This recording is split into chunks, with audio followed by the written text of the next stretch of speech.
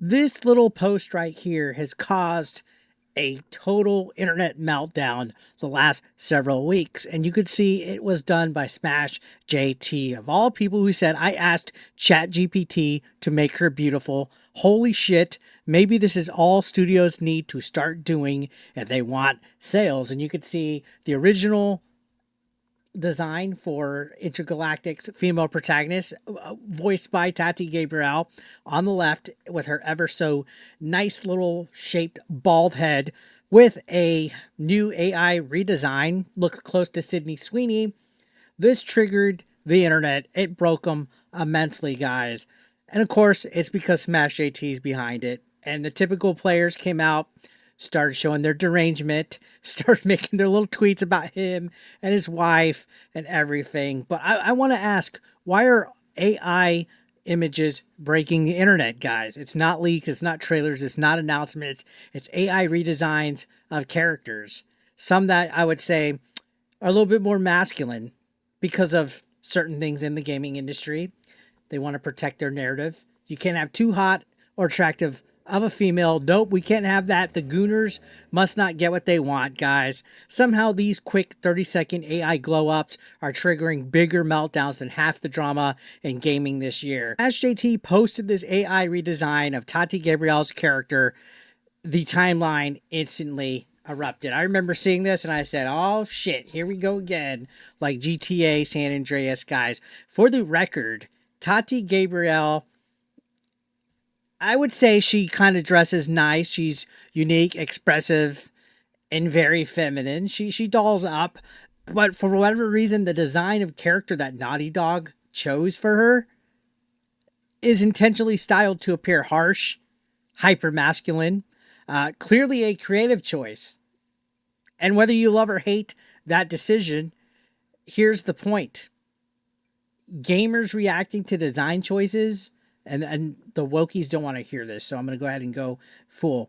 When you see people reacting to a design choice for a character, and they're saying, oh, they're ugly, oh, they have DEI chin, oh, they have weird hair, oh, they don't look anything like the person, guess what?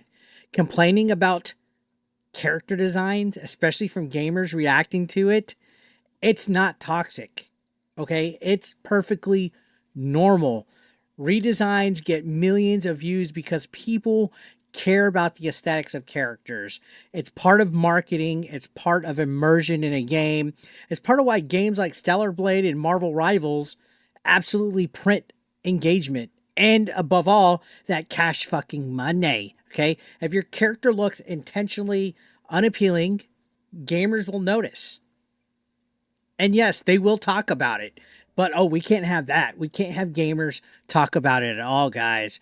And the internet has always been dramatic, but lately it feels like we've reached a point where people don't just disagree, they implode. And they can't handle the fact that somebody else would have a different opinion about a character design than they do. And they go low blow. Again, we're not fighting over story spoilers, we're not fighting over gameplay changes, but a fan made AI redesign of a character just for laughs and giggles on Twitter. I mean, they always want to say, oh, well, if you don't like it, don't play it. Well, if you scroll past a post you don't like, cool. Just scroll past it. You know, you don't have to respond, you don't have to react to it. But some people, they saw this AI image and they treated it like a personal attack on their identity, their politics, their taste, and apparently their soul. And the funniest part, AI isn't replacing anyone here. It's not even competing. It's not rewriting narratives, guys. It's literally just showing an alternate design here. And somehow that alone sets off alarms. I think a lot of it is, for whatever reason, those people also really hate AI, especially with Elon Musk involved. But here's the part that people are missing, guys. This isn't even about the AI image itself. This is about a growing divide in entertainment and what creators think audiences want versus what audience actually respond to.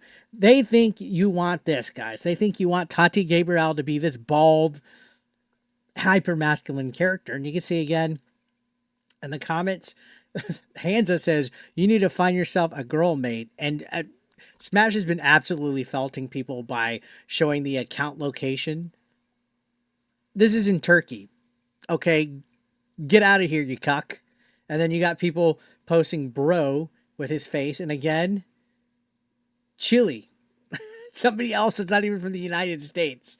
And then this individual goes, the average gamer is 41 years old. They don't need an underwear model to be the lead protagonist. Our industry will never be respected like the other mediums if we don't take it seriously in its ability to communicate a story. Please grow up. You're making our culture worse.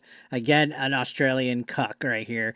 Why are, no offense to all my people from overseas, but why are the most cucked little wokies from elsewhere, especially like Australia, Canada, Europe, and stuff like that? I don't know. That's kind of weird. They even tried to go personal with it. Maybe AI could generate you a girlfriend next. And Smash says, I'll stick with my wife. I mean, absolutely causing people bunkers. Right. I'd bland and generic left is interesting and memorable, right? And Smash replied, showing the pronouns. Somebody put, I asked Chat GPT to make you beautiful. Holy shit. And Smash put, WTF is that? Showing their profile picture. Elias says, grow up. And Smash JT says, bro, you're crying about wrestling in all of your replies. I mean, definitely set these people off. Look at this. Smash says, I tried with you and it crashed the app. This person says, you couldn't even get Tati Gabrielle's actual face and instead use AI to generate another person. Your obsession with it is unhealthy, dude. And again, a UK cuck right there. They're beating your ass in the comments, my God. No, they're not. No, they're not, Mighty Keef. Or should I say Mighty Queef? Okay. I mean, dude, it is so hilarious how much Smash doesn't even have to try to get these people to get upset. It's great stuff here, guys. And again, the backlash obviously wasn't I prefer Tati Gabrielle's. Like, you notice nobody's actually defending Tati Gabrielle and Intergalactic. They're just attacking, right? The argument instantly escalated to, this is racist, this is sexist, you're insecure, you're threatened by women, where's your wife, where's your girlfriend, you're ugly, you're an incel, and always goes personal because they don't have any argument, guys. That kind of knee-jerk reaction ignores something obvious here, guys, that nobody was demanding the studio changes anything. Smash was just showing his AI thing. They're simply showing what alternate designs might look like. And when it's simple, here's a version with longer hair or here's a more stylized look, makes certain people, and I say certain people, furious. It's usually because the conversation stopped being about art and it became about ideology. And that's what the fucking problem is. And that's why I do what I do. That's why I call out what I call out. It's not being hateful. It's not hating people of marginalized race or LGBTQ. It's calling out the bad actors, the performative activists that are getting riled up over this, guys. There's also a weird insecurity factor at play here. Some people genuinely hate seeing attractive characters in media because they project themselves onto those characters. That's why they get butthurt when you see things like Sydney Sweeney and these people just lose their mind at her because she's attractive and she's getting popularized and people want her to be casted. You even see it with the Legend of Zelda live action movie. They're upset that that one individual wasn't even casted. Or what the hell was her name? Hunter Schaefer? If a character's too perfect, these people get offended. Does that make sense?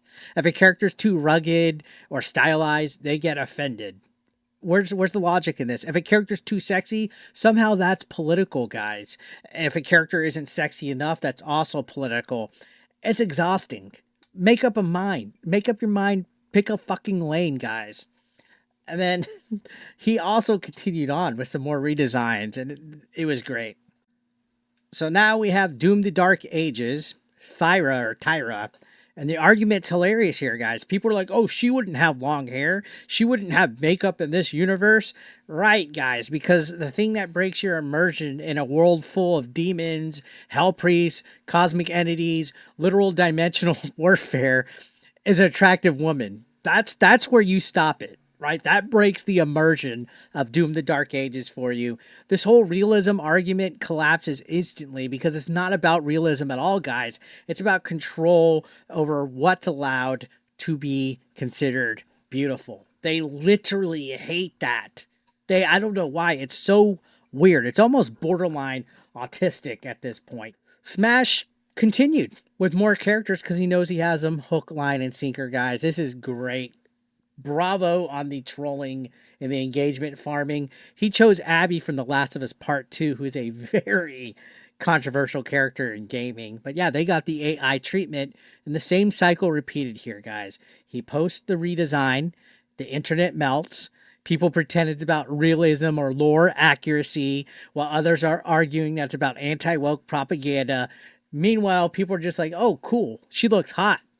These meltdowns reveal something important here, that the people screaming the loudest are not defending art. They're defending their worldview, guys. Because if a quick AI image can generate more positive attention than the original character design, that means the audience isn't aligned with the message studios are trying to push. And that terrifies some people. That terrifies the performative activist.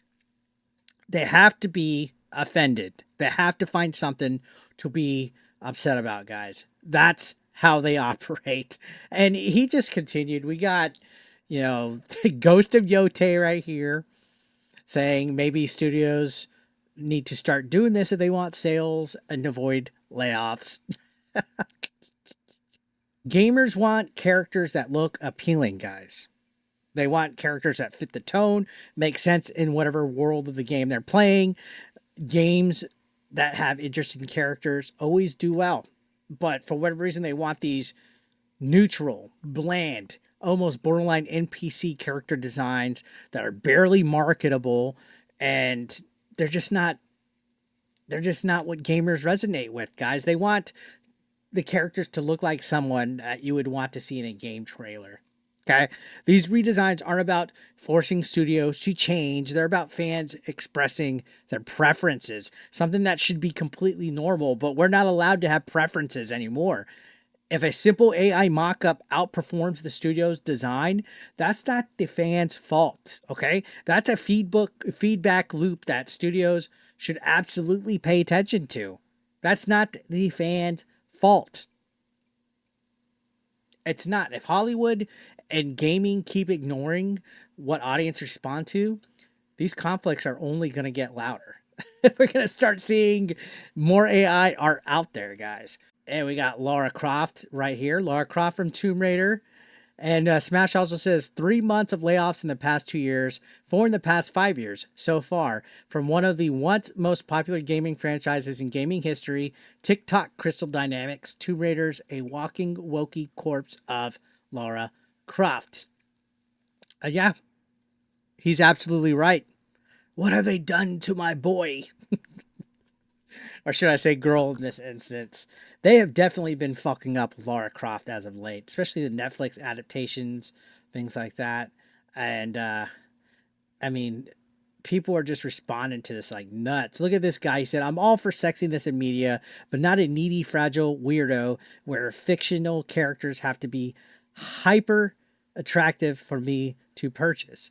As a gritty, badass bounty hunter, the character on the left looks more fitting, more interesting too, like prior icons. And this guy, Smash goes, dude got a bald chick fetish. It's cool, man. No need to put yourself on blast. Oh, golly. That is hilarious, dude. And then you can see people are triggered right here.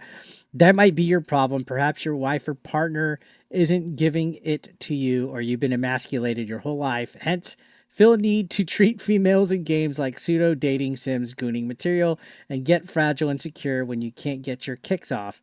I don't view Jordan A. Moon from Intergalactic as gooning material like you evidently want to. I see her as a potentially badass bounty hunter, and I'm curious about her background, past skills. Oh my god, what a fucking little cock.